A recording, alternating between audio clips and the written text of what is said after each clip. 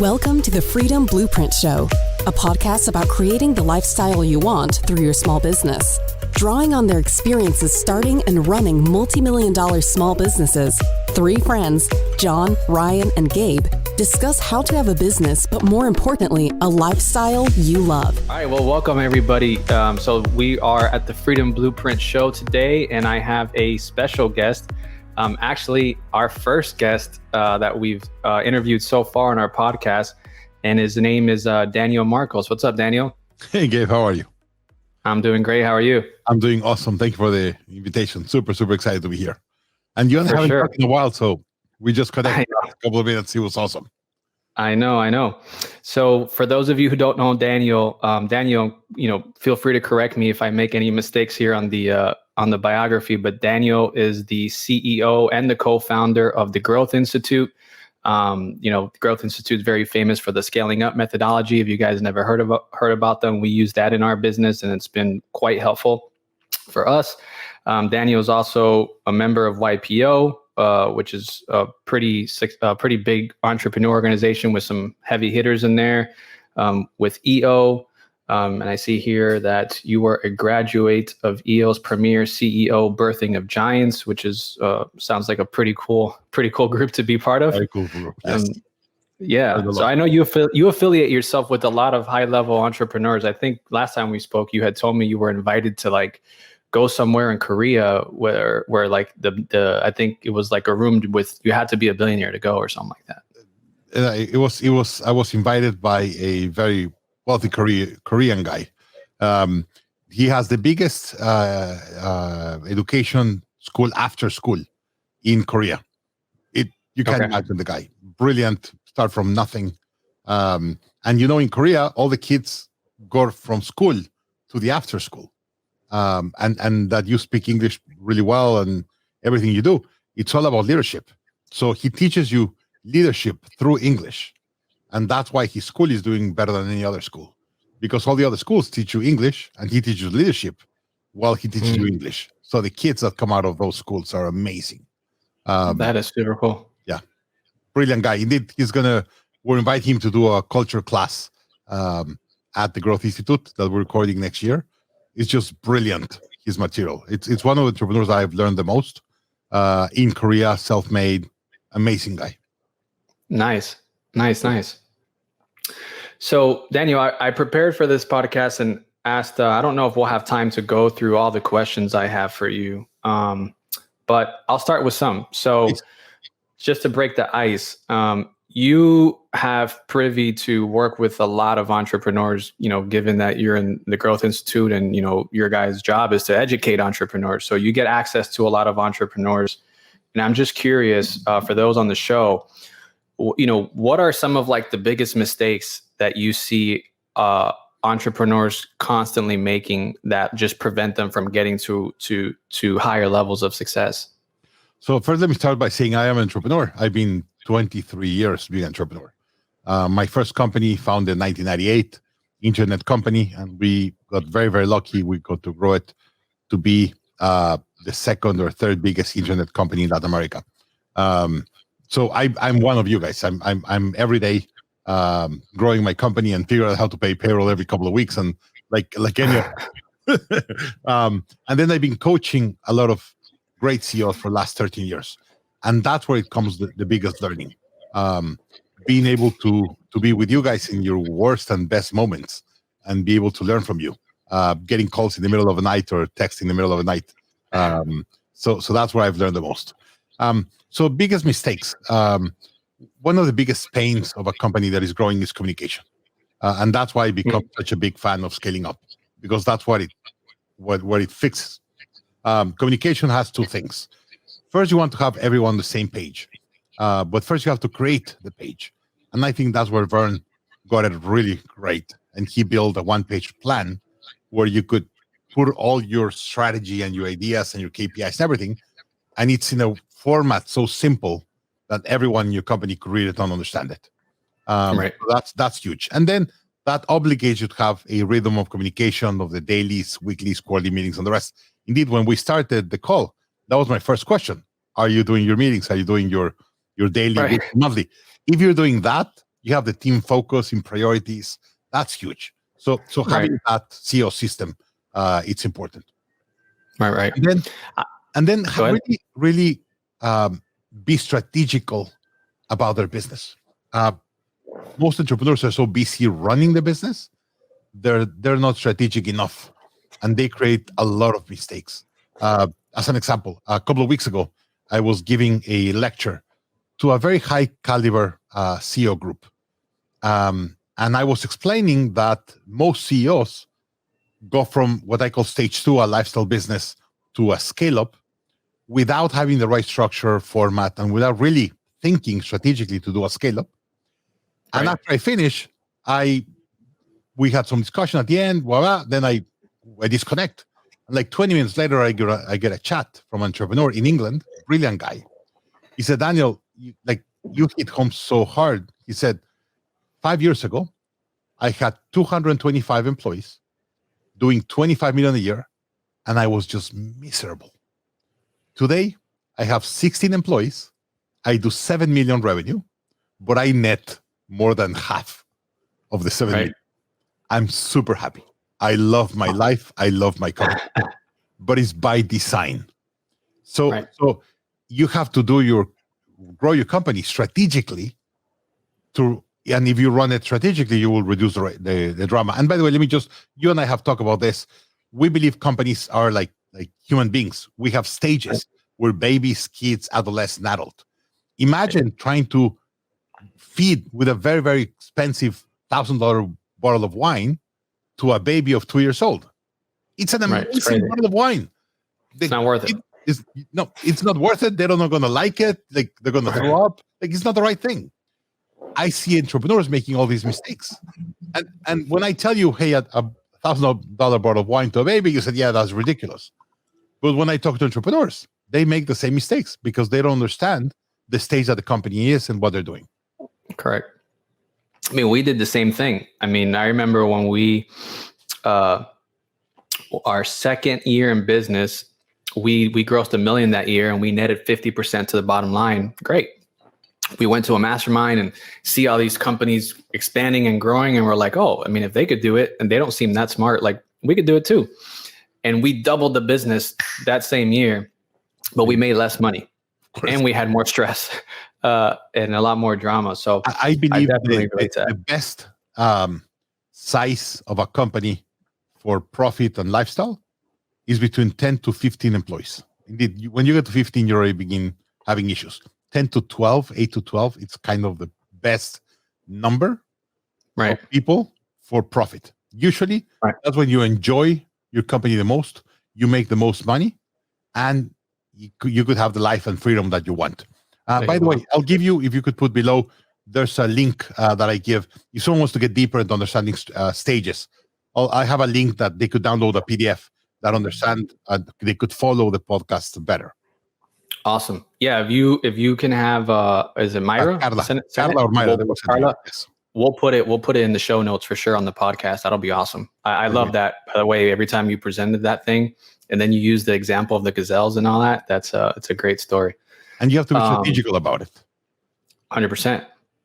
And that leads to my next question, which is right aligned with this, right? So, how does one balance scaling and profitability? Because I feel like there's a trade-off there. And so my question to you is, where do you draw the line between a high margin business and low overhead, small team versus really trying to blow it out the water and sacrificing the profit margin?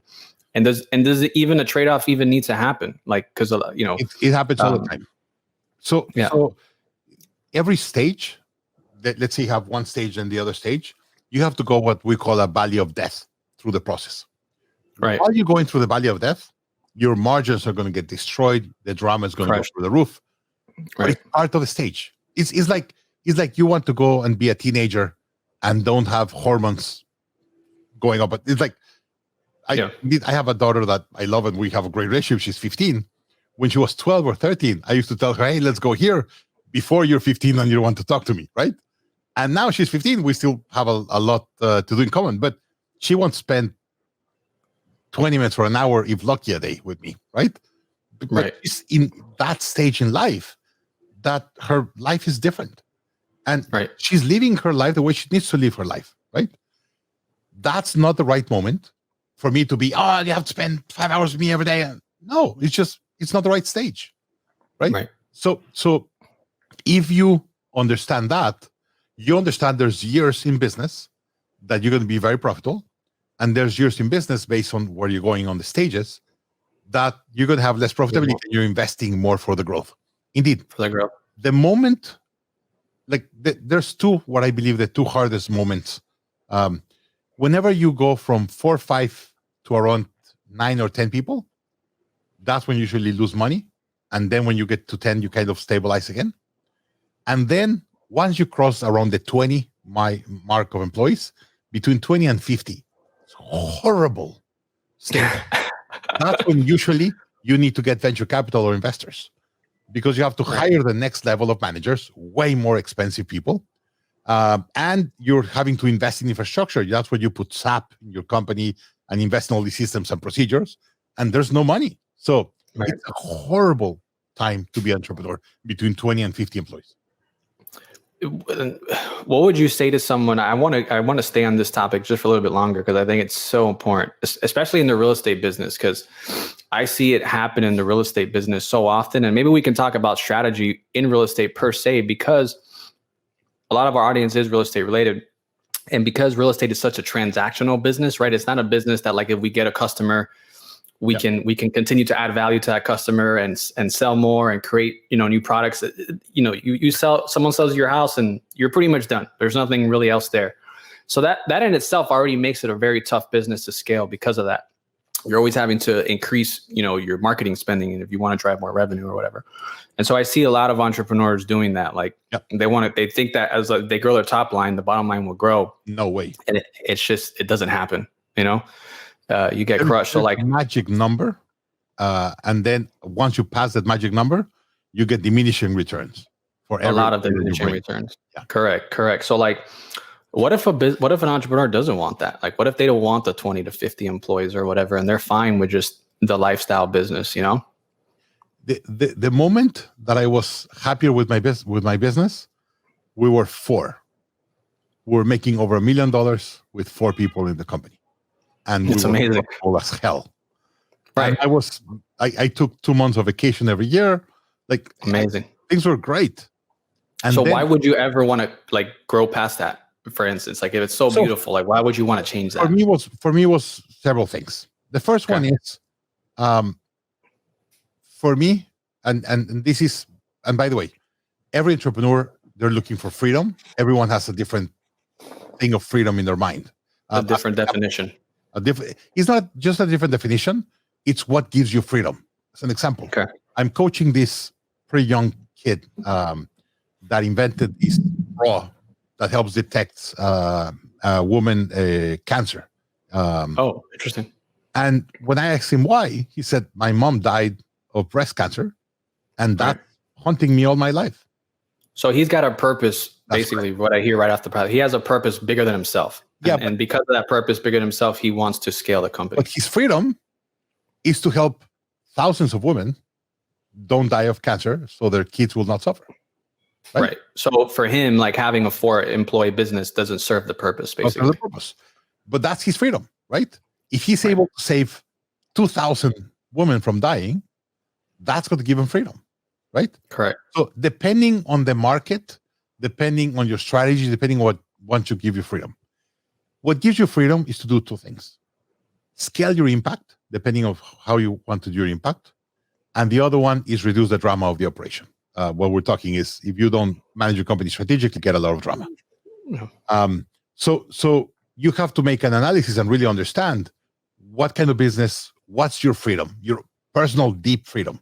For me, freedom was, I did a company that we were very lucky, and we grew it and sold it for $753 million back in 2000. And after that, I thought I was an amazing entrepreneur and I was invincible, right? Right. Anyway, but at that moment, I was not the CEO. I built a company in Mexico and merged and was acquired, let's say, with an Argentinian company, and a Brazilian company did the same. And then the three of us went to JP Morgan, raised all this money, and then grow it and sell it. So I think we were very lucky. And two, I wanted to do it again, me being the CEO. And that's something that's been haunting me. So I was very profitable. I was enjoying my time. And I came to my wife one day and said, it's my time to do another venture-funded company and grow it and sell it. Very few entrepreneurs are able to build a company with over 100 employees, 10, 20 million in revenue and sell it. That's what gives me freedom. And I am creating my purpose that I was doing before with very few entrepreneurs. Now I'm doing it in a much bigger number. That's my external, let's say, dream and impact. But I also have an internal. And my internal is that I want to be one of those entrepreneurs that is able to grow a company 15, 20, $30 million in revenue before they sell it. That's my freedom. So for you, the freedom is in selling the business. It's not in selling it, it's having the capacity of building it. Right? Like having it in your heart, like I did this shit, you know? But that's my freedom, right? Right. And my wife said, hey, we were doing better or good enough financially. Why you have to go into that and work 15 hours a day? That's my freedom, right? Right. That's a process I needed to go through. And as you know, I was a coach. I was doing scaling up and really helping other entrepreneurs, but I was limited the amount of hours. Today at the Growth Institute, we've had over 50,000 executives from 10,000 different companies in 68 countries around the world in 8 years. And that's amazing. Paid students, not people on our database that saw a webinar. No, it's people that came and paid for a class. Right. That like you can't imagine how happy I am to see that. It's giving my juice every day to do it. So you would say that going through these valleys of death per se. I'm just questioning, like, are you going through a valley of death now? Have you passed that valley of death? Yes, I am definitely going through a valley of death. I have 25 employees. Okay. No, seriously. I have 25 employees. This year was amazing. It's exploding online education. I'm having all these venture capital and private equity guys trying to put money because online education is going to explode. Whoever has a decent base is the right moment to grow 50, 100% a year. But today, I have not raised a chunk of money from an investor, and we're having 50s over 150% growth a year. Growth sucks cash. So that's a valley of death, right? We're not worried because we understand what we're doing and the growth is there. And the way we structure the business, by the way, we always said that growth sucks cash. And you and I talk about the life cycles. We had to change our life cycle. We went and studied under John Mullins, the customer funded business, and we have a class with John, and I implement the 5 models that John teaches of how to finance the growth of your business with your clients. I knew if I didn't change my model, I was not going to have the cash that I needed. Interestingly, today I have 25% of the account receivable I had March 15. I reduced by... Say that again? My account receivable are today 25% of what they were on March 15 when the pandemic started. Okay. I had to change my model. I knew that with the pandemic and all the cash flow issues in the world, I couldn't continue to grow the way I was growing. My company is doing double the revenue on the fourth quarter that we did on the first quarter, and our account receivable went down by 75%. So did you just shorten your cash conversion cycle? Is that what happened? Dramatically. Okay. We changed pricing. We changed terms. We changed a lot of things. Like before, there were some clients that used to give credit, and now we said, sorry, we can't give you, or you pay us in advance, or we don't work with you. And some said, no, I don't want to work with you. Don't give me credit. And then they called back and said, we really need you guys. And I was like, great, send us a check. Right. And for those of you like not familiar with this concept of cash cycle, if you've never heard about it before, in Scaling Up, they have a really cool cash conversion exercise that you can go through where, it tells you, okay, well, it gives you all the different things that require, your cash, your cash to go out and how many days it takes each part of the cycle for your cash to come back. And so it gives you a whole bunch of exercises that you can actually do with your team to shorten that cycle and improve your cash flow. So growth sucks cash. If your cash cycles are long or dumb, that a lot of money gets stuck, you need a lot of more cash, working capital to grow. Correct. The companies that grow the fastest, they have a very efficient cash cycle. Right. I remember you were telling me, I think it was Dell, that one of the reasons why Dell exploded so fast because they had this online model where people were buying the computer before they even started making it, so they had no inventory. From 1991 to 2001, went from a cash cycle positive of 63 days to a cash cycle negative of 23 days. Right. So they basically cashed 23 days before they even started doing anything. Spend the money. Clients in an average 23 days before they spend the money. Right. You could grow unlimited. So I'm just curious. So what is your purpose behind going through the valley of death right now? Is it because of the impact that you want to impact more people? Yeah. So I think we already nailed our model. Now we need to scale it really big, right? Okay. We were able to fix or help improve 50,000 or 10,000 companies through 50,000 executives. Imagine the impact if we could do it with 10 million. Right. So we know the impact that we have. The amount of comments, completion rates, everything has gone through the roof because of the way we've been teaching the classes. And hey, if we're doing that, why don't we do it 10 times bigger or 20 times bigger? Right. We are. Right. That's why I want to go through the process. And I know, so I'm very strategical about my business. I know the problems that I'm having, and I'm attacking the problems before they become. So you have a problem that is a challenge to go through it, or something that you hit on a wall, right? I'm trying not to hit a wall, doing it more strategical. And I'm going to raise the money when I need to raise it before I do dumb things. That's one of our core values, is being proactive and basically anticipating problems before they come so you can deal with them before. But so I'm just curious. So just to stay on this topic, and then this is going to lead me to my next question. But I don't know, for me, in our business, I don't see a big exit in our company whatsoever like that. So I don't feel the need to, at this today where I'm at in my life right now, I don't want to go through another valley of death right now. I'm happy with where we're at, But as you and I talk about it, the companies that are like you that could explode are the ones that build the algorithms that dominate the industry. Right. Going back to Salim Ismail, right? Right. There's people that said, hey, I have the profit that I'm having today. I'm going to invest that profit in building an algorithm that a lot of investors are going to use around the world. And you're saying, no, I prefer to keep my profit and enjoy my life. Great. Right. Right. Believe me, sometimes I have discussed with my wife. I wish I'd stay with 3 or 4 employees and making $1 million a year. It was. I can tell you, we dropped. So this year, so we just had our company dinner for Christmas. Smallest company dinner I've ever had in the last 3 years. You're making money. I'm making more money now. Well, this quarter, right? I want to knock on wood and make sure nothing else happens in the market or anything crazy. But we made more money this quarter than we made in any other quarter for a while. And nothing against women. This is not a comment against women, but I had 2 women on my team that were just very dramatic. They were always creating drama. And since those 2 are gone, and again, it's nothing against women, it was just these 2 particular women that I had. Now that they're gone, I was telling Omer the other day, my business partner, I'm like, man, do you realize how much less drama we have right now? Without those 2, and they were great. They were great employees. They did their job, they did everything well, but they just brought drama. Every time there was a problem, they would blow it out of proportion, or they would take things very personal. And so today, as I said, we're doing double the revenue in the fourth quarter that we did in the first quarter. And my fixed expenses are down 40% from the first quarter. That's amazing. And by the way, I have a lot of variable cost. If we do great, a lot of my employees make a lot of money.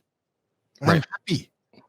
If a big commission check is the best check I write every day in my year, in my business. Whenever 100%. I have to write a commission to an employee, it's like, oh my God, I'm so happy.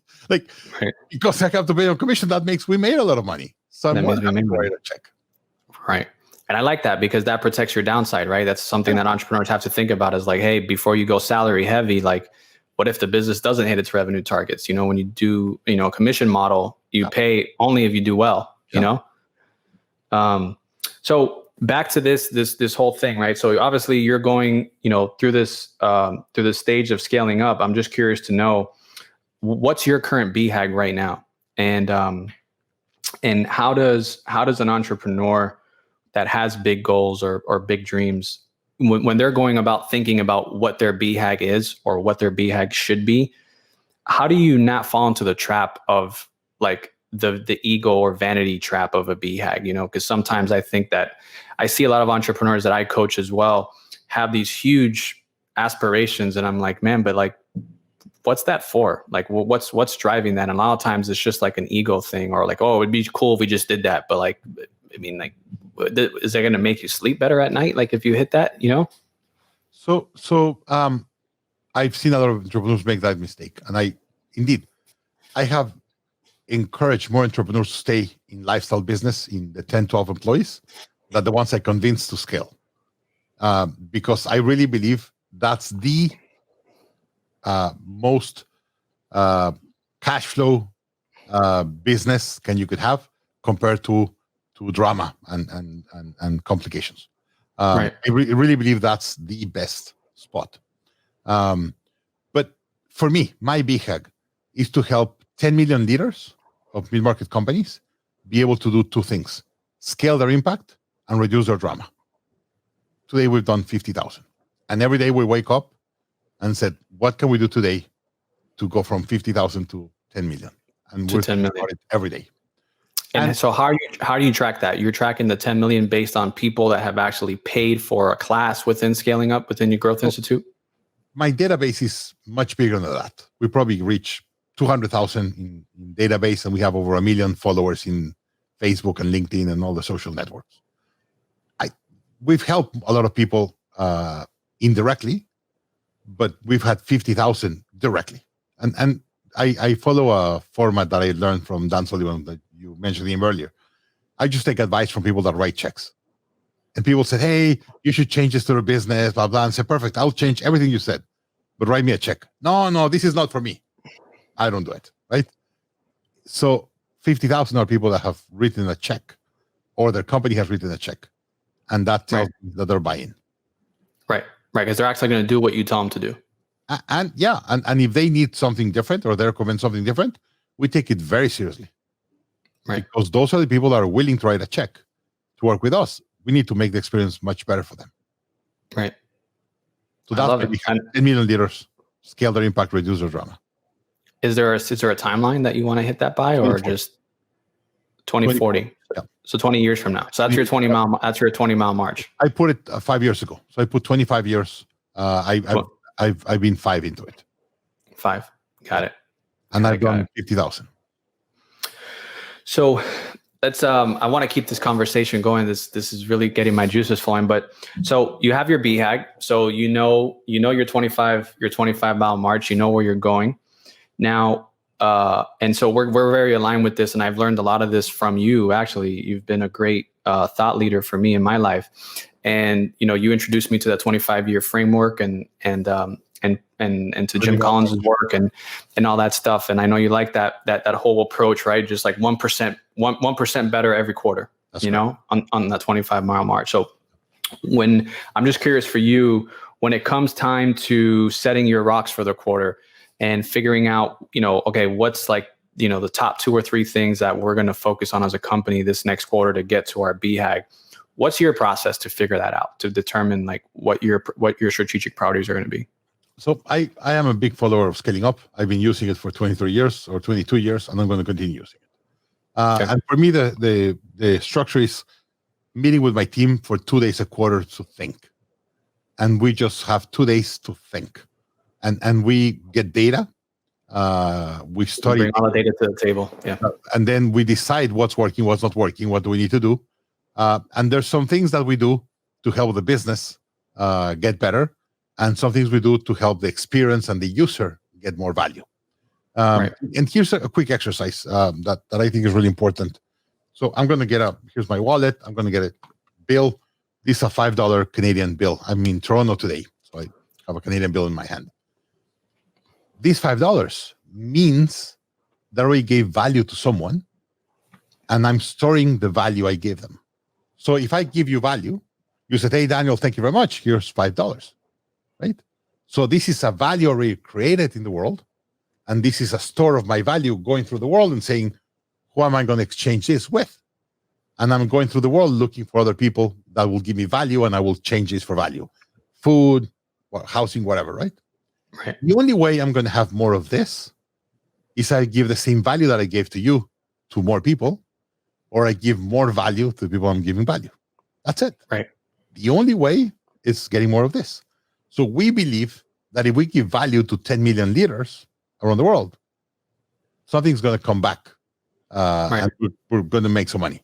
Right? Right. We know that our goal is to help 10 million leaders. So the big question on the BHAG, and when you're doing your planning, is how can you add more to the world? Right? How can you add more value to the world? And sometimes, like on the second quarter or end of March, that we were really, really worried about cash flow. We said, guys, we could continue giving credit to our clients and help as much as we can, but we're going to go under. And if we go under, we won't be able to help anyone. Right. So you could help as much as you can, as long as you don't put yourself at risk. And in the plane, they tell it to you very, very clean. Whenever the oxygen masks come off the ceiling, put the oxygen mask first. Right. Because if you said, hey, I have a lot of people to help, and you begin putting masks in kids, and you have no mask, you're going to die, and you can't help the kids. You cannot help anyone. You have to put the oxygen mask first. Same happens in the business. Right. So there's some things that we do strategy in the quarter that will help us stay alive and grow and get better team members and invest in infrastructure and the rest. And some of how can we get more value. Right. And that's all the discussion. What do we need to do this quarter or this year or these next 3 years to grow our impact, be able to generate more of this, right? Give more value, generate more of this, while we don't die or don't disappear. And as an example, scaling up is very clear. I do a lot of coaching, and I charge between probably $70,000 to $100,000 to help a company implement scaling up. We have a scaling up program online that is $3,000. Of course, you don't have the amount of one-on-ones or anything, but you get everything that we teach on scaling up and all the process and the systems and everything for $3,000. It's crazy good. Right. So we had to build the infrastructure that we build and the team and everything to be able to get that value. And in those classes that we do of scaling up, we're getting 100 to 120 companies at the same time. This year, we got more than 500 companies through the process. It's amazing. But we had to create that infrastructure and invest in building infrastructure to be able to get to that level. Right. And when you guys do this 2-day off meet, so a couple questions with that. Like, so for those who have a small team, right, where you don't have a big leadership team, maybe it's 2 or 3 people, and you still have another 4 or 5 employees in the company, do you do that? Would you recommend doing that offsite with everyone, or just those 2 or 3 leaders? Just 2 or 3 leaders. Just the people that could bring the right mindset, knowledge, and brain power to discussion. To the discussion. And by the way, I had companies of 500 employees that on the meeting were 3. And I was like, that's it? Like, from out of the 500, you could not get 5 or 8? And people said no. And then I have people of 50 that they want to get 30 in the meeting. And I was like, no. That's too many. Too many. Yeah. 3 to 10, 12 is the magical number. Above 10, 12 meetings are impossible. Yeah, it gets too many ideas, too many people talking, and too many. Do you have a framework for the 2-day meeting where like I'm just curious, is there a balance between like structure in that 2-day where there's specific things you want to go through and questions you want to ask, and is there a part where it's just like free flow where you're just having a fun time and just letting ideas flow and creativity flow? Or follow a very, very structured agenda, more on the second day than on the first. And I divide the first day. People say, hey, I'm going to do strategic planning. We believe that term strategic planning, it's flawed. It's a big mistake. Okay. Because you begin talking about strategy and said, hey, we have to improve the website or whatever. And then you start getting worried and understanding the steps you're going to have to do to improving the website. If at the same time that you're designing the strategy, you're worrying how to execute the strategy, you will not have a good strategy, and you will end with a very incoherent strategy. So we divide the 2 days. The first day, strategic thinking, and the second day, execution planning. So on the first day, he said, I don't care how we're going to do it. If we have resources, we have the people. Let's define what do we have to do to be successful. Just tell me, what do we need to do? And we throw a lot of ideas and then we come up with the 5 things or the 5 priorities we're going to do and then focus on to have a great year, a great quarter. And then the next day, we figure out how to do that. And sometimes people said, hey, Daniel, I just cannot do this if I don't hire 20 more people. And I said, well, we have budget of 10. And they said, well, I won't be able to do it all because I could do it. But, and by the way, we have a saying in the company, don't tell me no, tell me how yes. So sometimes he come and said, yeah, I could do it if you give me 20 more team members. And I was like, sorry, we can't give you 20 more. You have 10. Then I can't do it. And they kind of explain the process and all that. And then we come back and probably lower our expectations or our goals. And then we get to an agreement. And by the way, every objective has to be negotiated one-on-one with your employees, with your team members. That's a must. If you tell them, hey, this is what you're going to have to do, I don't care, figure out this is your budget, it's going to be a disaster. Right. They have to be bought in. That's correct. They have to be bought in. Out of there, engage. They were part of the discussion. They were part of the agreement. They're buying to executing it. It's going to be through the roof. For sure. Well, we did that this quarter better, I think, than most quarters. And so like what we do now is we have a 2-day that we do, a little different than what you do, just because our company's smaller. So I have a 1 day off with Omer where we just, go and really think and prepare and plan, and another day where we're just getting all the data and collecting all the data that we need to have that meeting.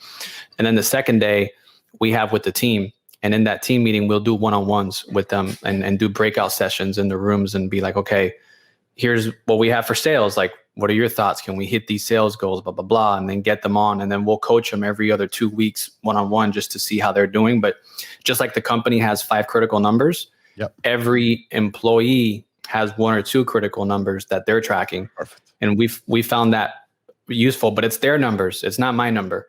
Like, the 5 critical numbers we design as a company, but then they own their number. And we found that has been working really, really well. And they tell you, hey, this is my commitment. I'm going to get this done. Correct. They own it. They own it. It's the execution is through the roof. And of course, 100%. It's through the roof. And if you want to get deeper into what you're saying, the psychology of it, the best book that explains that is The 5 Dysfunctions of a Team. Patrick Lencioni. He said, whenever there's no trust, there's no commitment. And if there's no commitment, there's no accountability. If there's no accountability, there's no results. Right. That's a good book. That leads me to my next question. I know we're coming close to our end, but what has been and I guess we'll put in the show notes, and I want to write down for myself too, but I'm curious as to what has been some of the most impactful books you've read this year, 2020. This year. 2020, yeah. So this is so. Yeah, we got the book. Reading list since March. So I begin to put all the March books since. Automatic Customer, John Warlow. Okay. It's been really important. It tells you how to do recurring revenue. Today, with the uncertainty on the markets, having recurring revenue is really important. And 2, the valuations investors are giving to companies have recurring revenues through the roof. Give you a quick number. Netflix. Today, Netflix is worth 90 years of profit.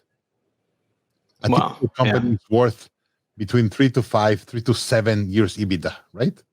Right. Netflix, 90 years EBITDA. Right. It's insane. I was looking at Salesforce the other day too. I don't know if you've seen Salesforce's valuation. It's through the roof. It's stupid. But with the recurring revenue model they have, they're so embedded in the companies. It's just like that. It's game over. Like there's no competition. So I've been studying a lot of recurring revenue, and we change our model internally. The growth is significantly for recurring revenue. One of our biggest objectives next year is to grow our recurring revenue to non-recurring revenue dramatically. That gives a lot of stability and gives us a base to go to a next level. Nice. Another really, really good book, Challenger Sale. I've heard of that one. I haven't read it, but I have it in my book list. And it tells you how buyers are and the mindset and all that. That was really, really cool. Then I think we're having a huge geopolitical change in the world. Peter Seihan, his United Nations. He's very one-sided American, all that, but his analysis of the world is brilliant. I just devour. He has some amazing videos in YouTube. Peter Seihan, what's his name? Peter Seihan. Yep. Brilliant guy. The U.S. in the 50s, after the Second World War, built the world that we have today based on commerce and everything, but the U.S. being the police of the world, and said, hey, I will give you access to my market if you and I are partners, and I will be the police officer of the world. The Navy has been very impactful, because if you transport from China or Saudi Arabia or whatever to the U.S., your boats are going to get into the U.S. because of the Navy. They're the police of the world. Right. The U.S. is pulling back from being the police of the world, and the geopolitical system is going to change dramatically. Interesting. It's been one of the most important readings that I've done this year. I knew a little bit about it. I've been going to a rabbit loophole. It's expected, as an example, and with all the baby boomers and everything, that the GDP of the world could go down by 20 or 30% next 10 years. Because all the baby boomers around the world after the Second World War, they've been working and creating a lot of value, and now they're going to travel, going to nursing homes, and they're going to spend much less money. Right. So the consumption of the world is going to go down. We've been used to being a world that there were always more younger people than older people. And today is the other way around. Europe is turning off. Japan is turning off. So it's a very different world. And the U.S. strategy in the world is changing dramatically. So I think that's a big, big learning. And there's another one that I don't have here that my wife already took. The Fourth Turning. Brilliant book. The human beings, we move in cycles. And the fourth turning is the winter. In the world, we have spring, summer, fall, and winter. The world moves in a cycle of 100 years that we have a winter. And the world is going into winter. This is the next 10 years of winter. And really, winter like 22 years.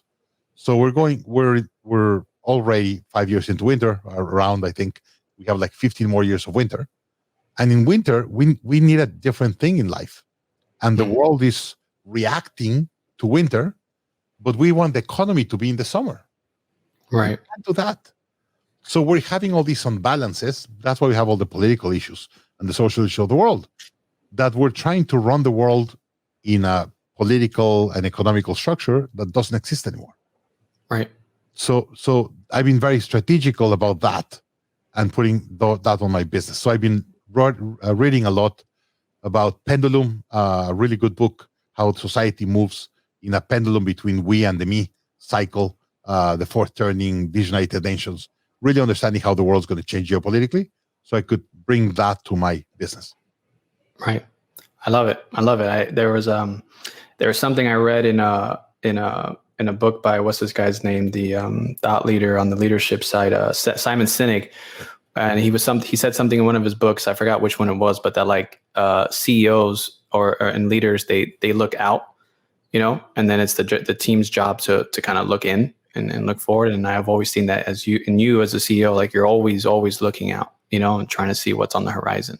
Simon is brilliant. By the way, he quotes Gathering of Titans, the group that we go in MIT, in both his books. Yeah, I read it. Gave a couple of years. I read it. So all those how many books do you read a year or a quarter, and how do you figure out or determine what books you're going to read?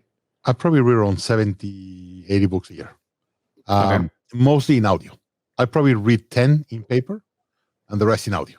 As an example, one of the books that I enjoyed the most this year, Matthew McConaughey, Green Lights. Okay. I had so much fun with that book.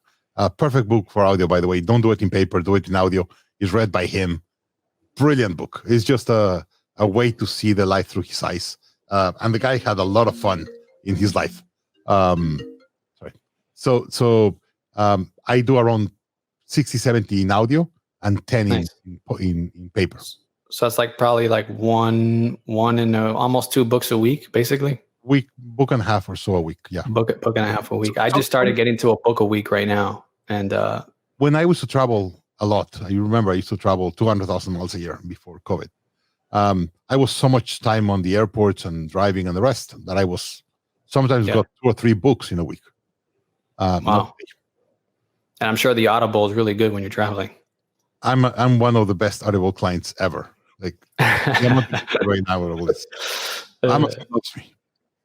Cool. Well, I think we're getting to our time, and I want to be respectful of your time because I know you had to go. I guess last question I have for you before we go is if you had to start all over from scratch, knowing what you know today, what would you do differently? I will be more disciplined. I will change very few things. And I was interviewed by another podcast yesterday. And he said, if you were in your 70s, what advice would you give? I said, enjoy the ride. Because even on the painful parts that I've had some really painful parts in my life, it's part of life. I should have enjoyed them as part of life. So really enjoy the ride on the goods and the bads, and when you're going through the valleys of death and the rest. And the one thing that would have allowed me to go through all of them better is discipline. Like, my morning ritual, waking up at 5 and exercise and all that, it changed my life. It's just for everything I am. It's crazy good. The amount of reading that I do, the learning, I drink a really good cup of coffee, hear some music. By 7 a.m., I'm just full of energy, ready to give a lot of value. And there's been moments in my life that I haven't done my morning ritual for some time because I've been so tired and I haven't wake up, and it's not the same. So Be disciplined. Enjoy the ride and be disciplined through my life. That's what I would do. Awesome. Well, I know we have to go, but thank you very much. I personally got a lot from this from the podcast talking to you, and I'm sure our listeners did too. So if you guys want to find Daniel, where can they learn more about you? Where can they find you? Growth Institute, or go to social media, Daniel Marcos, and below we'll put the link for Impact Text, this model that I teach, and you'll see the stages and the rest. There's data there that you could learn more about this. Awesome. All right. Well, it was awesome having you on, Daniel. Thank you, Gabe. All right. Take care, man. Thanks.